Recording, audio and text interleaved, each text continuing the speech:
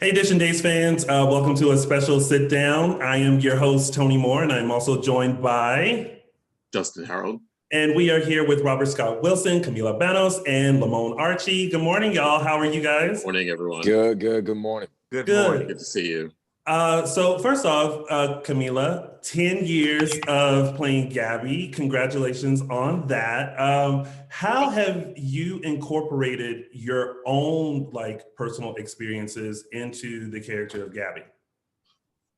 My own? Oh my God. Okay. I feel like I've done so much as Gabi. I feel like I've incorporated Gabi into my own life, but I guess my own life is just growing up in general. I remember there was just one summer that I feel like I personally did a lot of maturing and growing up. And I feel like Gabi did the same thing that year. And so I think that was a huge reflection on just my life and the writers seeing that I was kind of growing up. I showed up to the show when I was 20 years old. So I remember going on my first press tour. Chandler and I could not even drink. So we were not allowed to partake in any of the really fun activities. Yeah. But still, it's been an amazing 10 years for me, and time goes by so quick that 10 years, whoa, it's crazy. But again, I've just been so lucky to be part of such a really iconic show in history. So yeah. Yeah. Camila, sorry, I almost say Gabi there. Happens all the time. Right. Congrats on 10 years again. What storyline from Gabi's past would you love to revisit now? I think it would be crazy. Because I've been watching the show The Flight Attendant on HBO Max, and that's amazing. And super funny and quirky. And I think it'd be so crazy if Nick's ghost came back and started haunting Gabi, perturbing her while she was doing her life. It's like, get out of, you're that would be so amazing. Because that's what's happening on that show. But I think anything with Nick, it just would trigger her to such a really bad place. Yeah. I had a feeling you were going to say something about Nick. Yeah. Well, I mean, sense. I love him, so I'd love to bring it back. Lamon, moan. Yes, sir. So, there's a lot coming up for Eli and Lonnie. We are excited to have her finally have these twins, because let me tell you, we've been worried. Lonnie has still been working and walking around Salem, and we're like, girl, you need to sit down. You have not one but two babies in your belly. Yeah. But for you, how have you seen Eli and Lonnie evolve since they started dating, and what does the future hold for them besides the birth of their twins? Well, I mean, they've definitely evolved.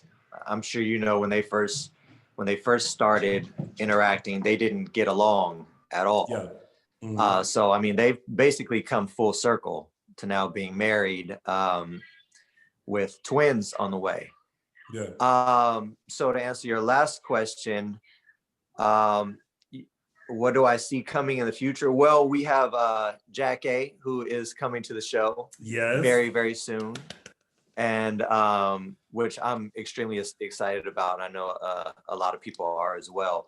Yes. So they can definitely expect her and another wonderful character coming to the to Days of Our Lives as well, to kind of shake up some things. So it'll be fun. So Eli and Lonnie are about to shake things up again. Okay, we here for it. Well, I don't know if Eli and Lonnie will be shaking up things, but there'll definitely be some shaking up going on for sure. Okay, nice. Lamon, you have such a jovial personality. Are there ways in which you try and maybe sort of sneak a little bit of yourself into the Eli character? And if so, how do you do that? Yeah, I mean, definitely. How do I do that? I just do it. I don't know. I don't know how to answer that one. Yeah, no, I mean, if there's any time where I can, basically, maybe I can't answer that question. When I'm going over the script, sometimes, I'll take a look at it and I'll just, in my head, I'll think, how would I react to certain things? And if it works for the scene, then I'll use it. If it doesn't, Okay. then I won't. Yeah. Cool.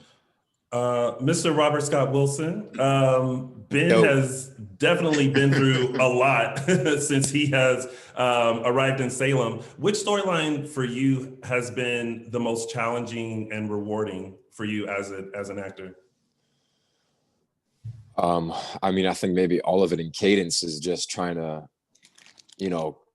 redeem this kind of, we would think in the normal world, unredeemable person. And I mean, a lot of that is just kudos to, the writing team and Ron Carlivati and the powers that be that put it together and kind of trusted me to try to see it through and walk that line with a character like that. And I think just the whole thing in totality was really huge and really difficult. But I mean, I think the stuff losing his sister and, man, you pick, I can't even think which one would be the most. I mean, he was on a lethal injection table, got 2 out of 3 shots and heart stopped. I mean, I got blown up 3 times. I mean, I don't know, man. It's just the whole journey has been such an awesome experience and a fulfilling experience. And to do that in our genre, I feel super grateful because I feel like he's like one of the most layered characters and this heavy weight to him, a guy like Ben Weston, like,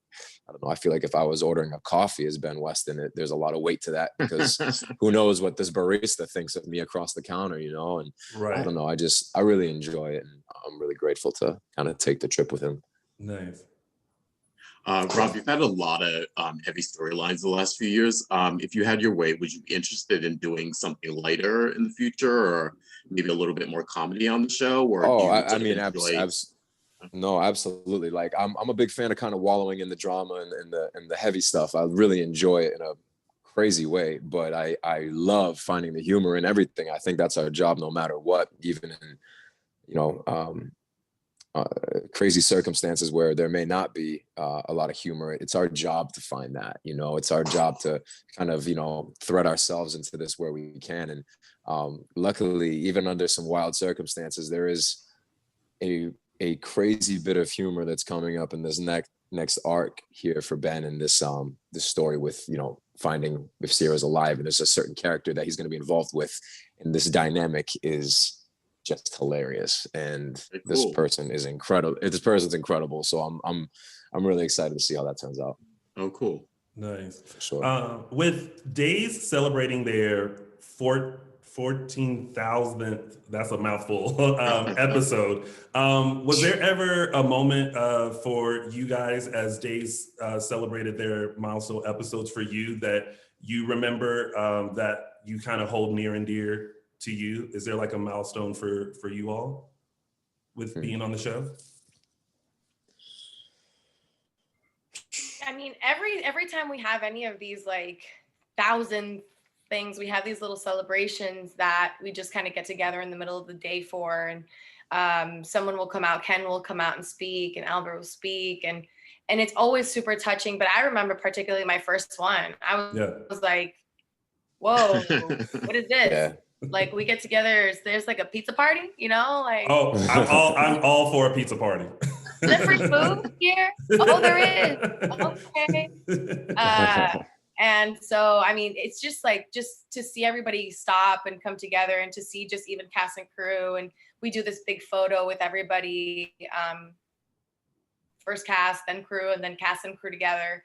Obviously before COVID. It's awesome to just see the army that we are, Yeah, I agree with what Camila's saying exactly. I mean, mine in particular, I think would be actually last year when we ended up having the entire month of December off, and we all wait to get that green light of if we're gonna, get picked up or whatever it is. And kind of what she was saying, mine would have been last year, my favorite, because we all got called in the middle of we were on set.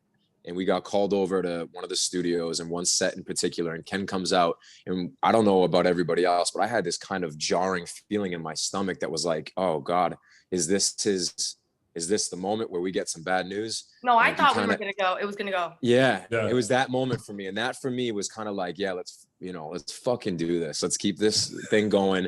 I'm sorry, excuse my language, but like he came out and he kind of had everybody in this pocket of like, he kind of dragged it out and we're all looking at each other, and all of a sudden he was like, we're going on. and he kind of popped that, and it was just this amazing feeling. It was like, we're not done. It was like fourth quarter, we're not done. He's like, I see 60, you know, and he gets everybody going. And that moment, it's like, you want to wrap everybody in arms and just be like, we got this, and we are an army, and we're a family, and let's keep it going. You know, that was my favorite. That was my favorite. Lamon. Hey, we got the apple cider. They passing out apple cider cupcakes. That's the highlight. Well, thank you guys so much for joining us much. today, and we wish you nothing but the best and happy holidays, and hopefully a great new year. Thank you. Happy Thank you so much, holidays. guys. You too, guys. See you guys. Bye, you guys. Later.